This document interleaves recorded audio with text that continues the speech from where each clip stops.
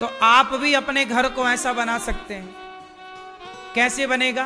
तो आप अपने घर को ऐसा बनाने के लिए सबसे पहले तो किसी की, कोई भी हो, गलत भी हो, तो हमें गलत व्यक्ति की बातें नहीं करनी। पहले तो हम किसी की भी निंदा चुगली से बचें। पहला, जो व्यक्ति निंदा चुगली करेगा वो ना चाहे तो भी परेशान रहेगा, क्योंकि वो निगेटिविटी उसके साथ है ना। भाई एक बात बताओ, माचिस है, माचिस की तीली निकालो और जरा जलाओ, तो माचिस की तीली किसी और को बाद में जलाती है, माचिस की तीली स्वयं को पहले जलाती है। बात सही है कि गलत है?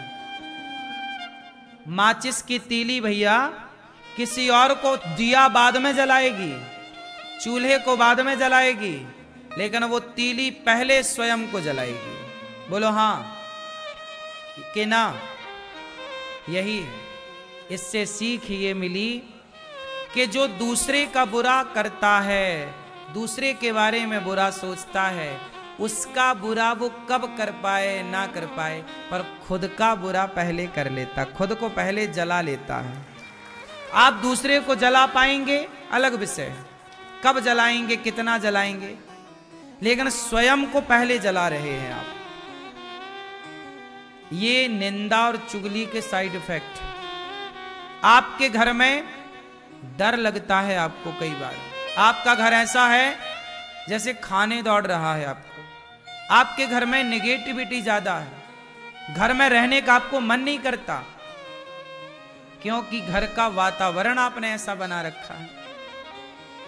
इसलिए मैं आप सबसे कहूं, अपने घर को ही मंदिर बनाइए। अपने घर को क्या बनाइए? मंदिर। कैसे बनेगा? पॉजिटिविटी से।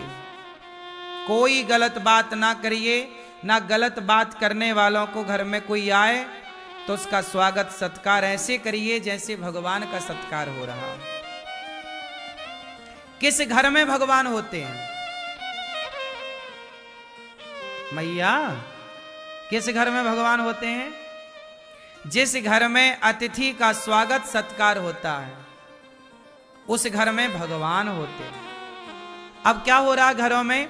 आज 90% घरों में, खासकर स्त्रियां, माताएं, यदि 4 लोग आपके घर में आ गए तो कुछ माताएं, सब नहीं, कुछ स्त्रियां तो बड़ी प्रसन्न होती हैं। अरे हमारे द्वार अतिथि आए, रिश्तेदार है, आओ भैया आओ, क्या लेंगे, चाय लेंगे, कॉफी लेंगे, आओ आओ बैठो। अंदर से प्रसन्नता है कुछ स्त्रियों को कि मेरे घर मेहमान आए, मेरे घर अतिथि आए, मेरे घर साधु आए, मेरे घर ब्राह्मण आए, मेरे घर कन्या आई। कुछ लोग भीतर से खुश हो जाती हैं महिलाएं और पुरुष, अरे मेरे घर तो अतिथि आए, आओ क्या खाएंगे, ये खाओ ये खाओ ये खाओ, तुम्हारे लिए ये बनाएंगे, ये खाओ पियो। और कुछ लोग कैसे होते हैं, किसी के घर मेहमान आ गए तो उनका सिर चढ़ जाता है, अरे कहाँ आ गए, बनाना पड़ेगा खाना। मेहमानों को देख करके जिन स्त्रियों का सिर चढ़ता है, वो घर ही नरक की श्रेणी में चला जाता है, अपने आप नरक की लिस्ट में चला गया। उस घर में भगवान कभी नहीं आते। जिस घर अतिथि, जिस घर में नहीं आए, अतिथि का सम्मान जिस घर में नहीं हो, उस घर में भला भगवान का क्या काम है? इसलिए कहते हैं अतिथि देवो। जिस घर में मां प्रसन्न है, जिस घर में मां खुश, पिता खुश, अतिथि खुश, वहां भगवान भी चलकर जाते हैं।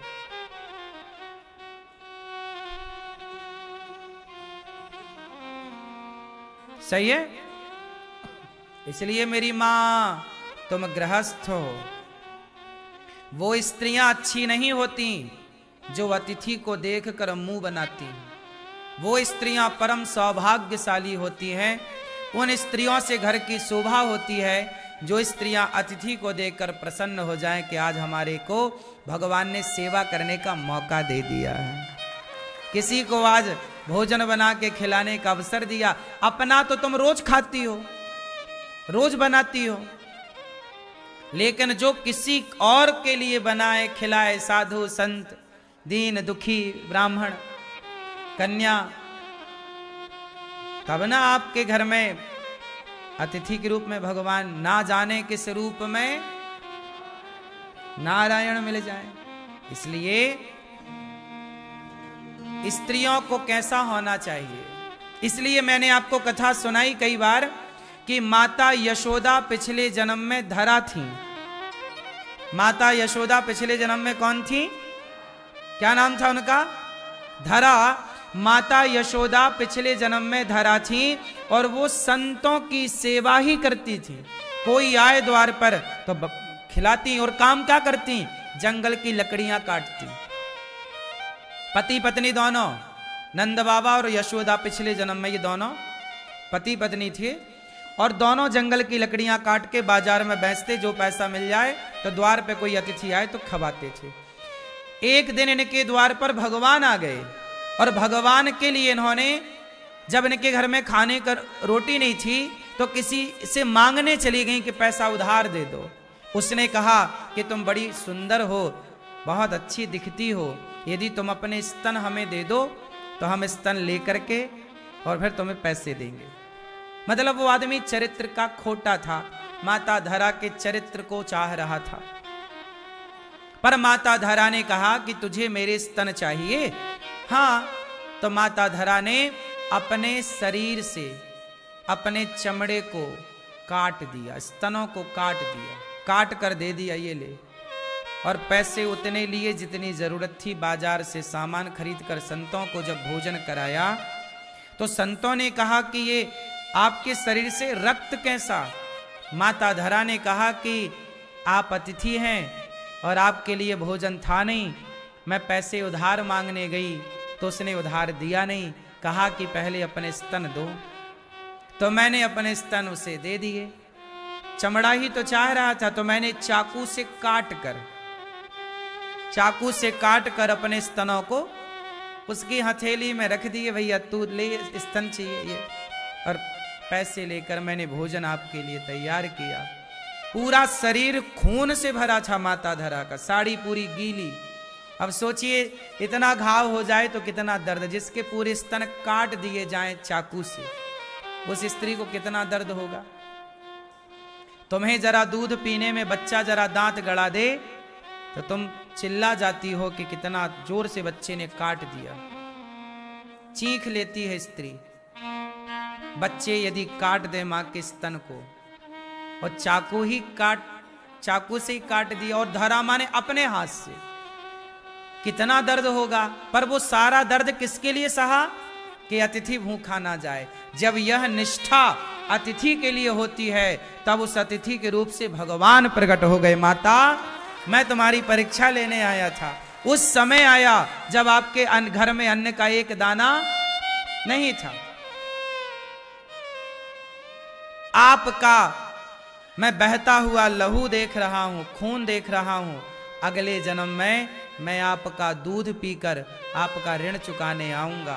वही धरा यशोदा बनी और जगत के पालनहार परमात्मा को माता धरा की संत सेवा का ऋण चुकाने के लिए कृष्ण बनकर उनकी गोद में लेटकर माता का दूध पीना पड़ा। पैदा हुए देवकी से, देवकी से प्रकट भय प्रकट कृपाला तमद्भुतम बालकमं मुजेक्षणं चतुर्भुजं शंखगदायुधायुधम। प्रकट भय देवकी से, पर दूध किसका पिया? देवकी माता का दूध नहीं पिया श्री कृष्ण ने। क्यों? पी लेते ना थोड़ा सा? नहीं, माता का पीना है दूध, क्योंकि पिछले जन्म का ऋण चुकाना है। ये देखो, मेरा भगवान भी उनका ऋणी हो जाता है जिनके द्वार से कोई भूखा नहीं जाता। मैंने इन बातों को केवल कहा नहीं, पढ़ा नहीं, जीवन में इसलिए उतारा कि गौरी गोपाल में देखो कोई भूखा नहीं जाता, पता नहीं किस रूप में ईश्वर आए, भोग लगाए। इसलिए गौरी गोपाल में अतिथि की सेवा हो रही है, और हमारे अतिथि आप हैं, और अतिथि हैं भगवान। आप ही हमारे लिए भगवान हैं, कोई और भगवान क्या होगा साहब? आप सब ही भगवान हैं। आप ही प्रसन्न हैं तो सब प्रसन्न हैं। क्यों जी, बात सही है? इसलिए गौरी गोपाल में अतिथियों को भरपेट भोजन मिल रहा है कि नहीं? बोलो हाँ या ना।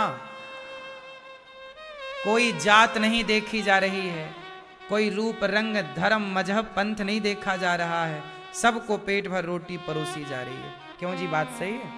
सबके साथ गौरी गोपाल में एक सा व्यवहार है। आप रसोई में जाइए, सबको एक साथ भोजन में लाइन में लगकर सबको एक साथ भोजन मिल रहा है। बात सही है कि गलत है? ये सब संभव है। आप भी गृहस्थ हैं, हम भी गृहस्थ हैं, सब कुछ संभव है। हमने अपने आसपास निंदा चुगली को भटकने नहीं दिया। हम भी तो निंदा करें चुगली करें तुम्हारी तरह बैठे बैठे? टाइम ही नहीं है सब करने का। टाइम है तो पढ़ने लग जाते हैं, सत्संग करेंगे, अच्छी बातें करें। हम क्यों किसी के बारे में गलत बात करें? होंगे आप में लाख दोष, होंगे आप में लाख अवगुण, पर मैं क्यों देखूं? आपके पड़ोसी में 1 लाख अवगुण होंगे, आप देख भी लोगे तो पाओगे क्या?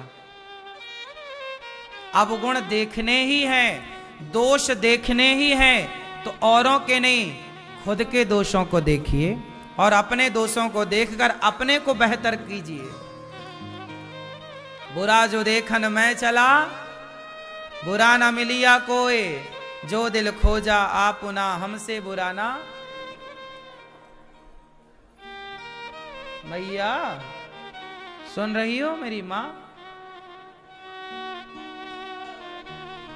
इसलिए कहता हूं, ध्रुव जी अपने पिता के, अपनी सौतेली मां के अपमान से परेशान ना होकर गुरु वचनों पर चलकर प्रभु को पाया, अपने जीवन को बैकुंठ बना लिया ध्रुव जी ने।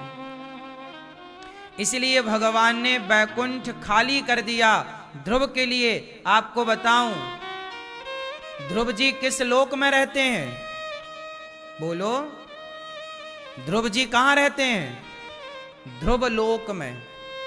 जैसे ब्रह्म लोक है, मृत्यु लोक है, स्वर्ग लोक है, ऐसे ध्रुव जी जहां रहते हैं उस लोक का नाम है ध्रुव लोक। ध्रुव लोक, ध्रुव जी के पहले वह लोक बैकुंठ था। पहले भगवान नारायण वहीं रहते थे, पर भगवान नारायण ने अपने लिए बैकुंठ अलग बनाया और अपना घर ध्रुव जी को दे दिया। देखो, ये भक्ति की ताकत है, ये प्रेम की ताकत है। ध्रुव लोक जो है वह बैकुंठ ही था और है। पहले भगवान श्रीमन नारायण वहीं रहते थे। फिर जब ध्रुव जी की तपस्या देखी, कहा पुत्र मैं तुझे अपना घर देना चाहता हूं, अपना गिफ्ट कर दिया भक्त को, और अपना दूसरा फिर भगवान ने बैकुंठ बनाया। तो भगवान अपना घर देने को तैयार हैं। यही तो पूछा किसी ने राम से कि राम, आपने अयोध्या का राजा बना दिया भरत को, आपने विभीषण को राजा बना दिया लंका का, आपने विभीषण को लंका का राजा बना दिया। यदि कल रावण आपकी शरण में आ जाए कि राम मुझे क्षमा कर दो, राम जी विभीषण को कहां का राजा बना चुके हैं? जोर से, कहां का? लंका। जो संपत्ति से रावण नहीं दीन दिए दसमात, सोई संपत्ति विभीषण ही सकुच दीन रघुनाथ। राम जी ने विभीषण का राज तिलक कर दिया। विभीषण क्या बन गए? राजा। कहां के? अच्छा, राम जी से किसी ने कहा कि विभीषण को तो आपने लंका का राजा बना दिया, यदि रावण आपकी शरण में आ जाए और कहे कि क्षमा कर दो, तो फिर रावण को कहां का राजा बनाओगे? आपकी तो बात झूठी हो जाएगी। फिर तो या तो विभीषण को राजा बनाओ या रावण को। तब राम ने मुस्कुराते हुए कहा कि यदि रावण मेरी शरण में आ गया तो शरणागत कहूं जे तजही, मैं त्यागता नहीं शरण में आए हुए को। जो शरण में आ जाएगा उसे मैं त्यागूंगा नहीं।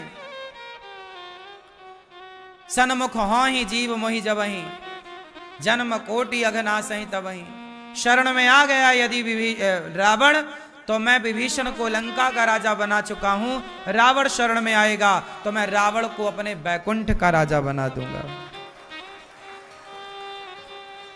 भगवान है ना, भगवान तो ऐसी कई पृथ्वी तुरंत प्रकट कर सकते, कई बैकुंठ बना सकते। भगवान है वो, कर तुम अकर तुम अन्यथा कर तुम सर्व सामर्थ, क्या नहीं कर सकते। इसलिए मेरी मां ध्रुव जी महाराज जब तपस्या किए तो भगवान। जय श्री राधे राधे भक्तों, जय श्रीमन नारायण। राधे कृष्ण कृष्ण कृष्ण राधे।